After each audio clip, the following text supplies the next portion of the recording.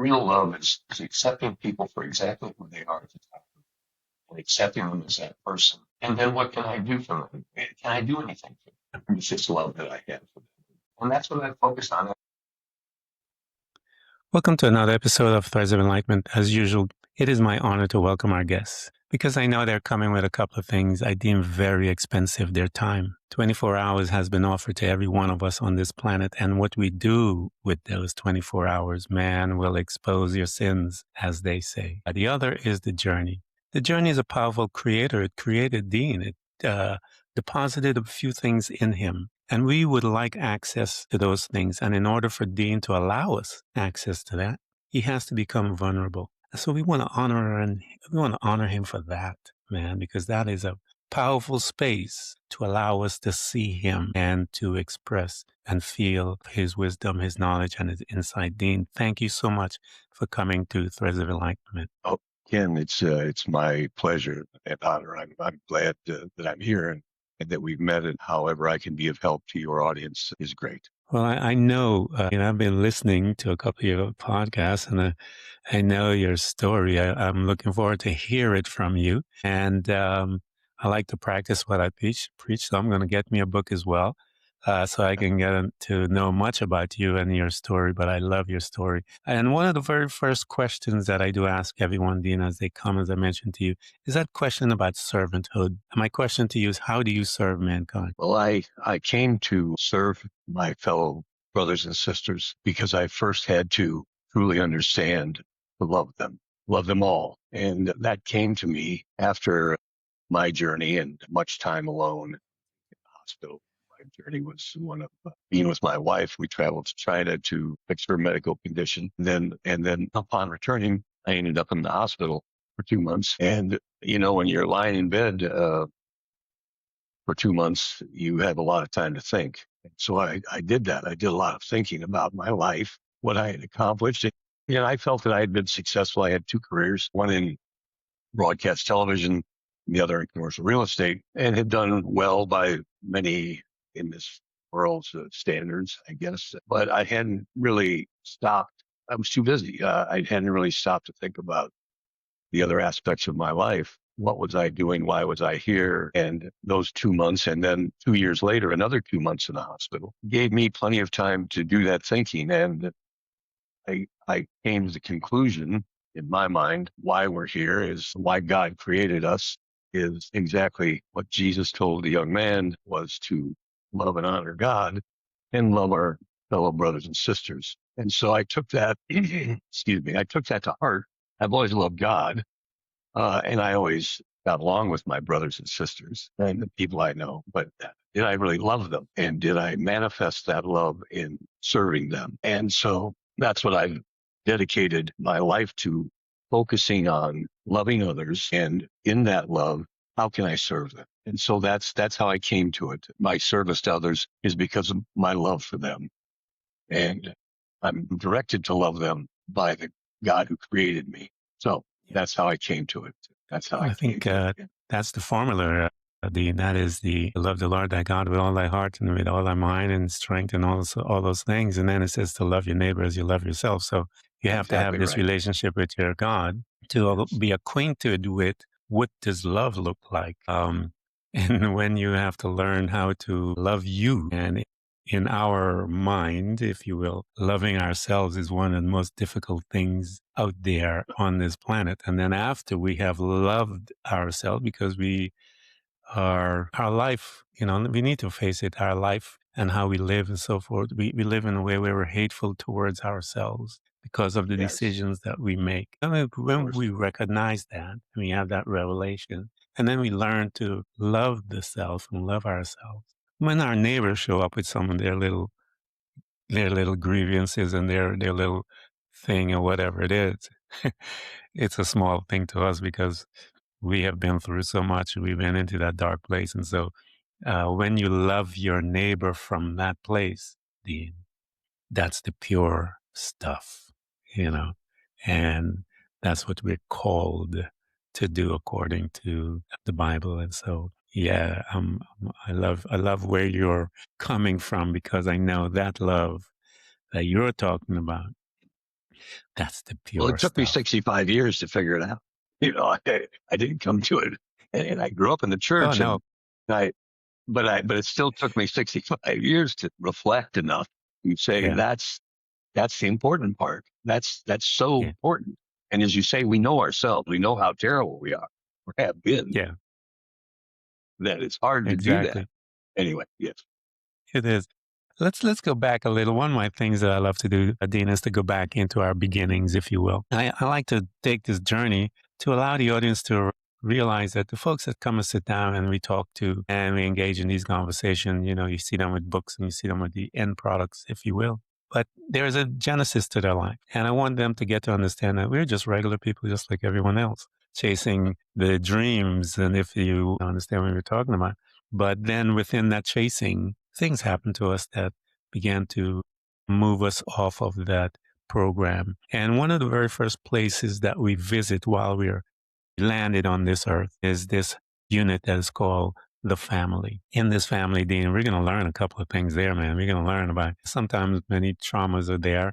We learn about our modus operandi, the way we think, the way our belief begins to happen, our perceptions of giving birth, our communication skills, dealing with others based on traumas and all these things. All this beautiful thing begin to happen here in this lab that is called the family. Dean, what was your family or your lab like? Well, I'm fortunate. I had a wonderful mother and father who, chances strange ones. I had only one brother. My mother, I had an older sister I would have had, much older than me, I think 10 years, who only survived a couple of days. I was born in the early 50s. My brother was born that survived, although he's no longer with us.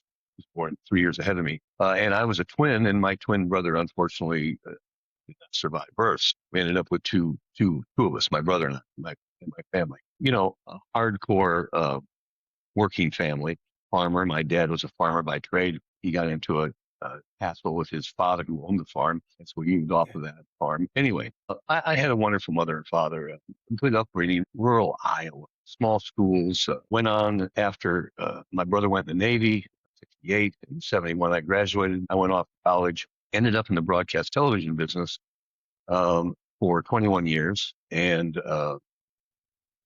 was at a place, had young children, and was going to have to move to continue that career. My wife at the time and I were very happy in Des Moines, Iowa. We were living.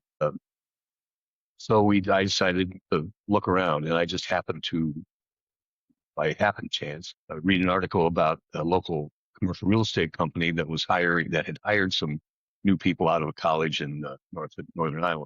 I just called them up out of the blue and said, I'd like to come and talk to you. I did. They said, here, have a phone book in a cubicle. And I started on a 25-year career in commercial real estate.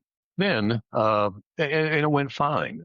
Unfortunately, got divorced, tore me up. It took about 3 years for that to unfold. And the first year and a half was so heartbroken, I couldn't believe it until I had a wonderful psychologist who said, Dean, you need to make sure that I said, I want my wife in my life. And he said, you should make sure you have your life together before you can bring somebody else back into it.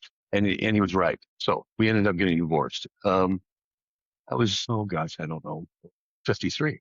Anyway, ended up meeting my current wife, Patsy, about 20 years ago. We were both, our children were raised out of the households. We traveled the world. We had the wherewithal to do that. And just had a wonderful life. I mean, it was just a wonderful life. I loved my work. She had already retired. And then in the end of 2015, she was here. I live in Scottsdale, Arizona now. We do. Her mother was still alive and here, and she was visiting her. And she came back to Des Moines a day late because she had a TIA out here at the airport. Came back. Long story. She ended up having a stroke and lost the right side of her body. She could barely walk, but her right arm was missing. 3 months of therapy. Neurologist in Des Moines said, get used to it. You're never going to use your arm again. She went to a acupuncturist who said, I can help you a little bit, but you need to go to China. They fix strokes in China. We did a little research. There was a woman in a local town who had a terrible stroke and ended up going to China and walking out. And so we contacted her, and a couple of months later, we found ourselves in Tianjin, China, and my wife was treated 5 days a week by a Chinese physician. Chinese medicine. And in 3 months she got her arm back and was walking again, and it was just amazing. And so we were overjoyed at that. Yeah. We came back, and within a few months I was diagnosed with fatal cancer and spent 2 months in the hospital at Mayo Clinics in Rochester, Minnesota. They got rid of the cancer, and the only way to survive acute myeloid leukemia, what kind I had, is a stem cell transplant. And I didn't have any good matches. There were 10 biomarkers. I didn't have anybody except my son, who was a half match. I decided not to go that route. I treated naturopathically for 2 years, but in 19, the cancer came back.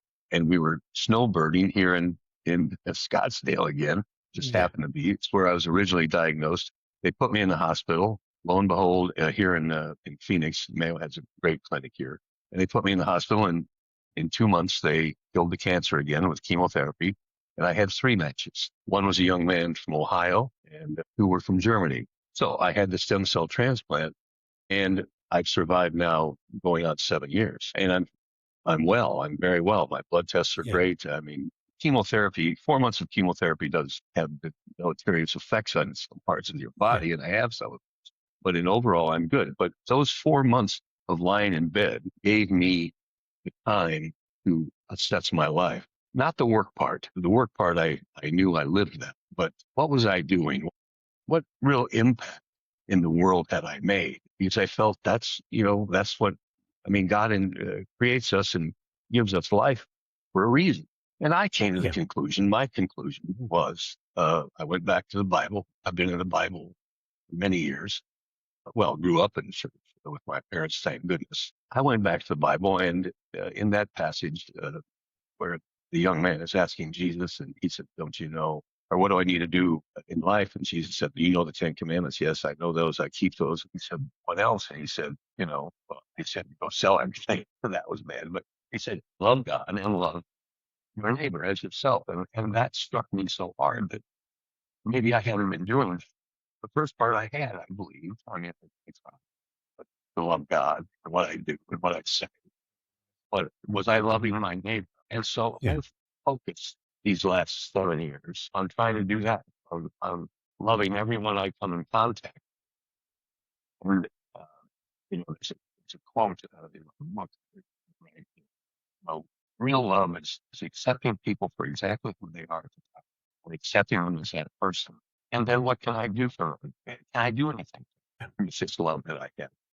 And that's what I focused on. And I tell you, in my case, it's been a liberating experience. I was never concerned and never afraid of God. Still not, because it was a great reward at the end of that. But I just found it's a very freeing experience to love people for who they are. I'm not trying to lose them, put my morals on them, anything. Just love them, and what can I do for them? So I try to live life. Let me ask you something, Dean, because 4 months, 4 months is a long time when you're there. And sure, being in the state that you were, you had all kinds of battles going on there. You're looking at your body. You're looking at the limitations of your body. You're looking at a dis-ease that is at war with your body. And you're looking, and your mind, if you will, is in the midst of all of that trauma going on there. You are having conversations internally with God and so forth, and you're looking in. And it's a tough place to be. I mean, I know you're talking about it, but it's like, I want to rest there for a little, if you will, Dean, because I want the people, the audience, to understand that as much as you are glossing it over, this space right there is much going on, if you will. There's coming to grips with the fact that maybe there's some short things about you that you recognize that about yourself you didn't like, you didn't understand. This is the question times, and it's from there. That's why I said earlier, it's from this space right there where you begin to learn about the real stuff for you, and you're with God, and then you have to now release that good stuff, if you will, to the others outside. So talk to us, Dean, about that time period, because you had a second round, if you will. This is round one, where you're in that dance. The body is showing you limitations. Your mind now is going to be the tool that you're going to need to utilize to help bring you from point A to point B. Talk to us a little, Dean, about the discovery of yourself, the discovery of your relationship with God, because this is the foundation by which you're now going to build on. Talk to us and introduce us to that time, that vulnerable space, and how it began to impact your life. Well, as I said, I wasn't really confined to bed the whole 24 hours a day for the 2 months each time in 17 and 19. But I was in bed a lot. And if I wasn't in bed, I would sit in a chair and in a room alone. The nurses, one part about the chemotherapy that I was going through ahead of eventually stem cell transplant was they had to draw blood every 4 hours, night and day, wake me up in the middle of the night a couple of times, draw blood. You just have so much time to self-reflect. You think about my impact. And that's what it really came down to in the end was I began to question myself about what had I done with my life. I had these 2 careers. I had 2 beautiful children, but what had I done? What did I do to fulfill whatever I thought God wanted me to do to fulfill with my life? And when you have 2 months, no outside really interference. Oh, my wife, when I was in Rochester, it was a 3-hour drive. So she'd actually gone back to China for 6 weeks during that. But you just had so much time to reflect.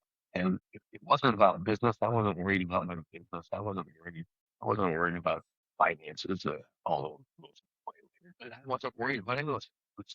What have I done? What have I done with this life?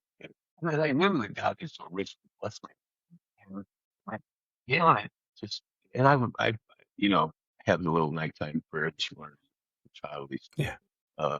So when I finally, watching television at night, take my say that little childhood prayer and then say the Lord's Prayer, and then I'd go to sleep. But of course, 4 hours later, I'd be awakened by the nurse, taking blood. And uh, I just had never in my life taken the time, wasn't forced to. But this time, I was basically forced to. I had nothing else to do but sit and think and read. Yeah. And it came to me that I was honoring God Yeah. the best that I knew how daily with my actions, with my words, with my life. But outside of me, this human family, how was I Yeah. impacting them? What was I doing to them my whole life? And as you said, we know ourselves. It's not pretty what we know about ourselves and how I had treated people in my life. And I felt I was a good person, but I still had mistreated people. Hey, Yes. I had injured my first wife with my attitude, never physically, but I was part of the reason for that. I came to that understanding and forgave myself. And I came to realize when I needed to impact others that I met with love. Love. That's what it was. Yeah.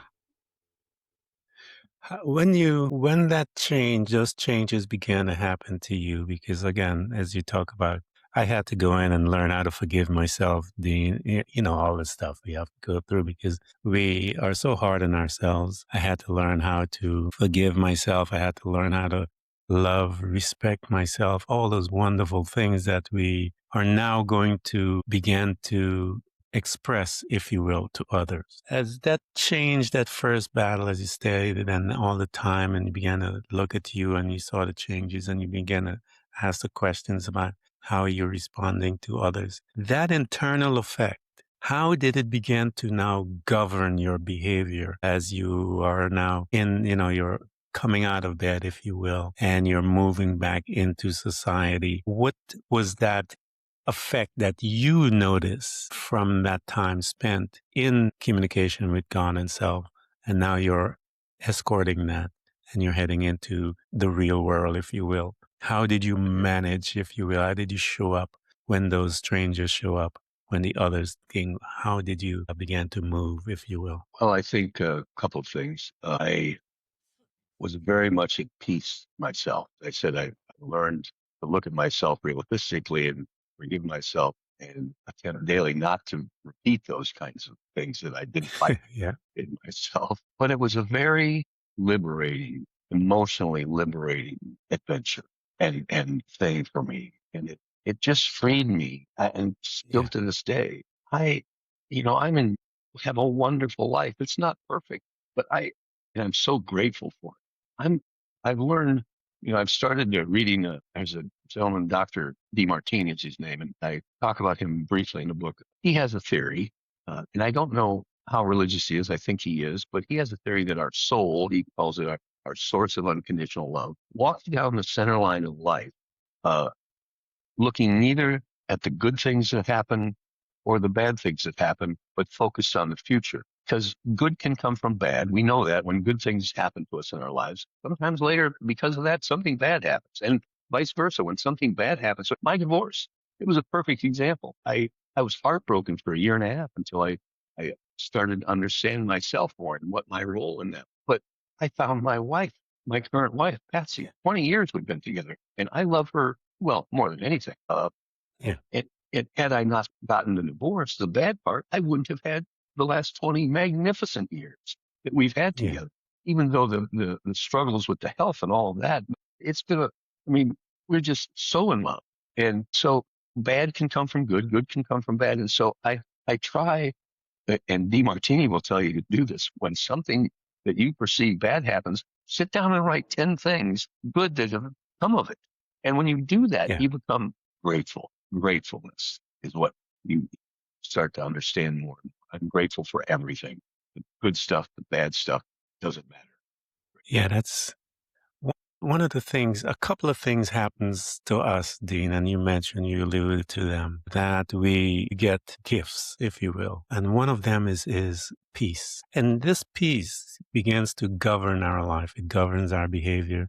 When you've gone through much, and as I said in the early onset of the podcast, when you start becoming familiar with that word, resilient, because there's a cost to that, to have a relationship with that word, because it it holds different when you mention it, because you know what that means. You have an intimate relationship with that word. And one of the gifts that we get as we are walking through and we surrender to God's way is that peace. And the second gift that we get, and an opportunity to express ourselves from, is gratitude. Those are the two things, hallmarks, Dean, that I'm 64, and I'm looking at the times that I came out. Those were the two things that were that afforded me to move through life, was that peace and that gift of gratitude, where I became grateful for life. You become grateful for even the simpler things than just that. I remember, as I get older, I'm grateful coming out of bed without hurting my back sometimes. Because I remember hurting my back one day, and Yes. I wanted to know how did that happen? I had to go to, you know, a massage therapist, got to go and get acupuncture, all kinds of stuff. Me from coming out of my bed. It was just absolutely crazy. So there's so much to be thankful for, but those two gifts are hallmarks, if you will. So you're living life, and life happens as you're moving through, and you are entering round two, if you will. And here you are, you've gained a couple of things from round one that you're able to walk with as your companion. We talked about the peace and the gratitude. You're here again. Now talk to us about this, because this space right there have the ability to erode your faith or your insight that you've gained from the first round. Because you're like, here am I again, and all the other ways by which we can interrupt the growth. As you said, we have to learn. It's a process to learn how to be grateful and thankful in the good and the bad. Knowing this, as far as saying it and living it, is two different things. So talk to us, Dean, when you had to learn what were the new the subjects that you had to learn in the round two that you may have missed in round one, and you had to reinforce in round two and learn some new things in round two. Talk to us about that process. I don't know that I had to learn anything new. I had to reinforce what I had started and just got deeper into that aspect of being grateful and being at peace. Because again, when round 2 came, I wasn't afraid of dying. I mean, I didn't think I was going to afraid of it. That was what's going to happen. I felt bad because I didn't take care of it. So I dove in even deeper. How did I learn anything? But I reinforced over the next 2 months in what I had started to understand about love, for my fellow human beings, the first round. And then, of course, when I learned fairly early on in that second 2 months that there were matches out there, biologic matches, that now I had a chance, because people who have this AML, if you don't get a stem cell transplant, you're going to pass within a year. You have no immune system, so a cold, you die. And when I learned I had a match, then it was, the gratefulness was even more astounding, because here 2 years before, and I say in my book, it was a God thing. 2 years before, I had no matches, and all of a sudden I had three in 2 years, and I survived that 2 years, and the cancer came back, and it was a bad thing, but I'd learned and started to understand, be grateful for it, and I knew I figured with a match and a stem cell transplant, I would survive. I was going to have more years with my beautiful Patsy. And so the gratitude just overwhelmed me. And when you live your life in gratitude, it's just such a beautiful thing. It's just, it makes life wonderful. What can I say? Even though all the little stuff happens, life still happens out there. But in general, it's the way to live. I wish I would have found it 40 years earlier. I don't have any regrets in my life, but if I had one, that would be the only one. I wish I would have had this epiphany when I was 20 instead of 60. So anyway, I just burrowed deeper into that gratitude. I think that's what I did, and love for my fellow people. The gratitude was. And for you guys that are listening to Dean and I, he has a book, I Just Turned 2. And that book chronicles his journeys and the insights that he has. And I know I have a lot of listeners and we communicate and that have diseases in their body. And cancer is one of those that are here on this planet. But there are people that have been touched by this ease and have been able to move through it, if you will. And Dean is one of them. And he has gained some insights. And those of you guys that are listening may have family members that are there and friends and so forth. You guys pick up a copy of Dean's book and read it. And maybe they're in the hospital and you can read it to them in the hospital. Yes. And what are you doing when you're doing that? One of the most powerful forces that is able to move a man and a man through anything is hope. And as you read his book, that individual, you also will become hopeful because you can see that a human being can move through. We are equipped to move through some really hard times. And sometimes most of us are in a space where we want to give up. And then there is someone like Dean that has gone through, you were listening to the podcast, and his life and his journey are able to give you that hope that you need, that other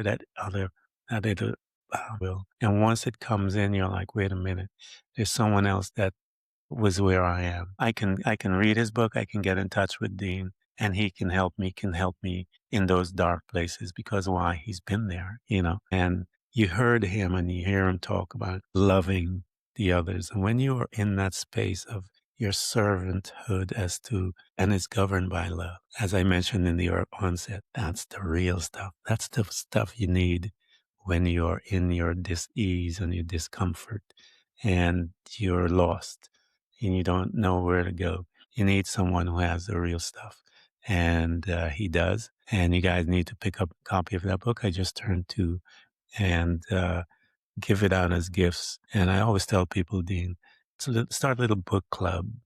And, 5 or 6 you guys, you buy the book and then you have lunch or dinner or whatever, your potluck day, and go through one chapter. Take it one chapter at a time, no rush, and then talk about it. And you would see how it would change all of you and how it will affect you guys. So I want to challenge you guys that are listening to you. I know I have a couple of people that have done it, to start your book clubs, man, and get yourself a copy of Dean's book and give those to your friends and families that have this big monster in their eyes of cancer, and how someone was able to tame that monster, if you will, from going through some things in his life. So, Dean, here you are. You've learned this, and I'm going to ask you a question after this about how, because I know putting it all together in a book form also helps to crystallize things, and it elevates you. It takes you to a deeper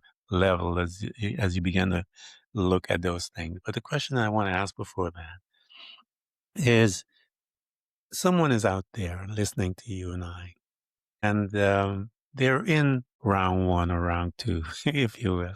Just help them out as to when they're there and they've given up, if you will.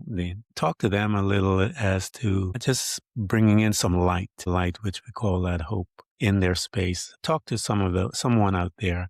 Talk to that when you're out now. Talk to Dean, if you will, that is in the midst of his battle. Well, I would say I never gave up hope, because the one I trust in the end is my Father in heaven. And so look to him, always look to him for peace, which he can give you in the midst of any circumstance. It may not seem like that's a viable option at the time when you're facing a horrible medical situation.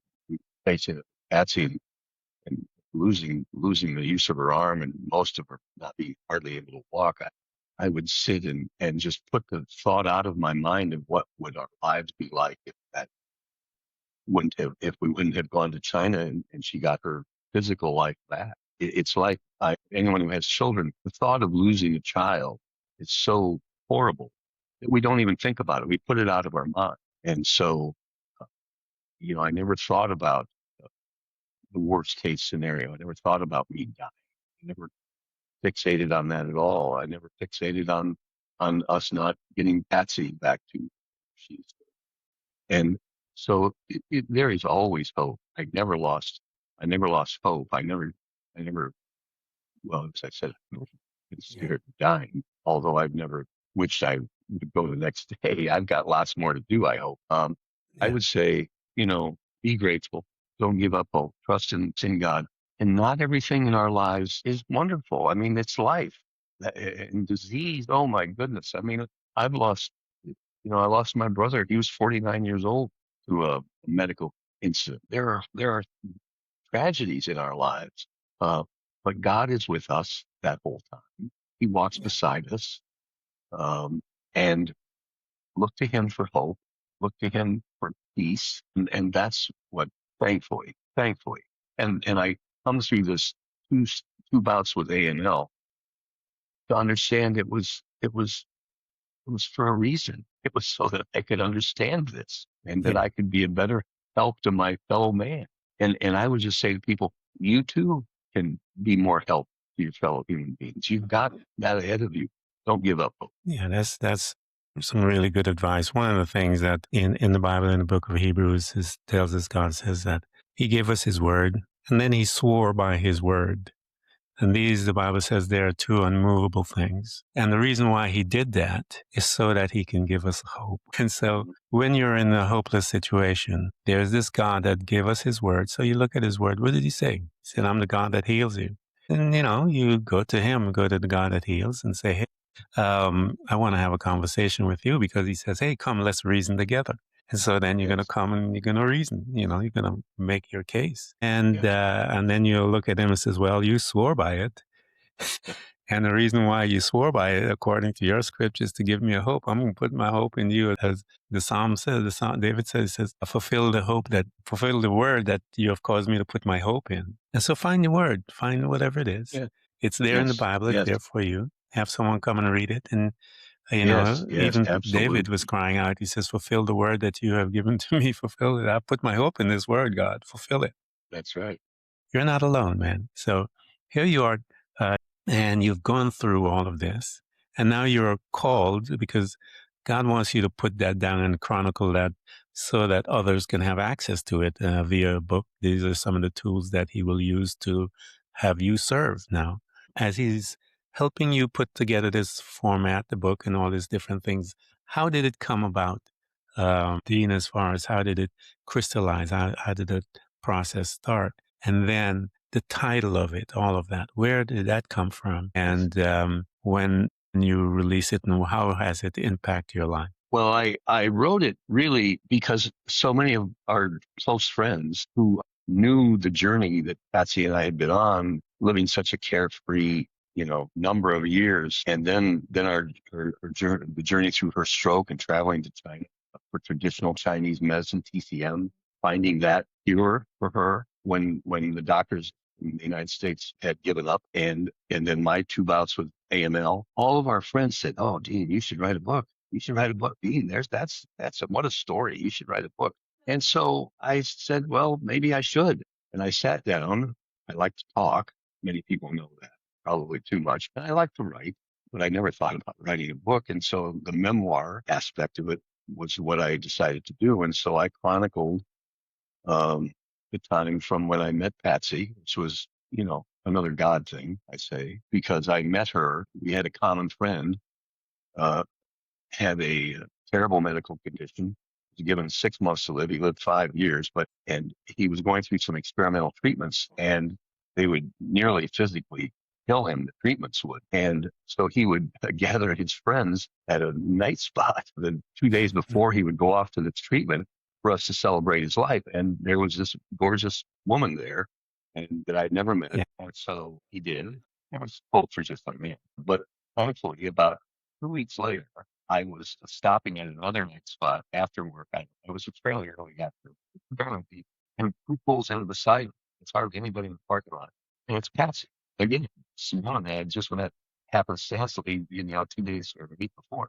So I got out, and she was raising money for her son's hockey club, and I said, "Well," I walked in on my sat beside her. We talked for 10 minutes.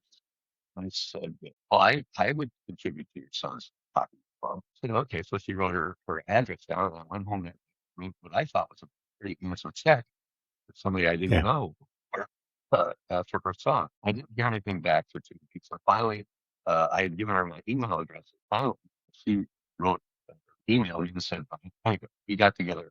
The title of my book is "I Just Turned Two: How I Learned to Live After Nearly Dying." And the "I Turned Two" part is when you have a stem cell transplant, you literally become the person whose stem cells you took. I now have his blood type. I was an A positive my whole life. Now I'm O positive. That's his blood type. Wonderful young man. But I also have his DNA. I actually have his DNA. It's a thing called a Yeah. medical fact called chimerism. You become that person. He's only in his late 20s. So I'm Yeah. 72, but I have his DNA. And so I just turned 2. When you have the transplant, that becomes your new birth ticket to doctors. And so Yeah. mine was in March of 2018. I started writing this book at about 21. And so I was 2 years old at the time. And so that's where the title came from. I just turned 2. I'm now almost 7. In March, I'll be 7. How I learned to live after nearly dying, and I believe that. I believe that when I came 7. When I say nearly died, I mean, it was a fatal disease, and without the transplant, I would have been gone a long time ago. So I just turned 2 how I learned to live after nearly that title came. Congratulations on that. And let me ask you these questions. And again, this is to close out, Dean, and because there's a lot of people out there that are in that arena of sicknesses and diseases, as we mentioned. And you spoke to some of that. You spoke to the Dean in going through his stuff earlier. But I want to talk to you about, ask you this question as we're closing our conversation. And there's a lot of people out there in pain, Dean, in whatever arena they're in, whether it's physical, mental, emotional, whatever it is. There's people there because we've been there and we've learned a couple of things. Here's Dean that has gone through round 1, 2, and all the other many rounds and bouts that we didn't talk about. In the midst of all of that, divorce is another big round. That's. Boy. There's a couple of things there. Excuse me. You have gone through much, and you're very acquainted with the word resilience and what it means when someone says that and make that. So your mic is connected to all of us. several billion of us on this planet. What is the advice that Dean, that has gone through all of that, an author, someone who has been elevated from many battles and so forth, and he's now standing, a survivor in many ways, physical, spiritual, just a survivor, one that has been battered a little and came through. What is your advice to those that are in battle, if you will, and in the midst of their situation, whether it's physical or whatever? What is your advice that you have learned that would be able to assist others as they're coming through? Well, for me, reading the Bible every day to grasp how God is always on our side. I mean, read both the Old and New Testament Yep. For years. It just solidifies the knowledge that God is with us through everything, and He's redeemed us. And for that, how could we not be grateful? And I would say that attitude of gratitude is just so paramount to have peace in your life.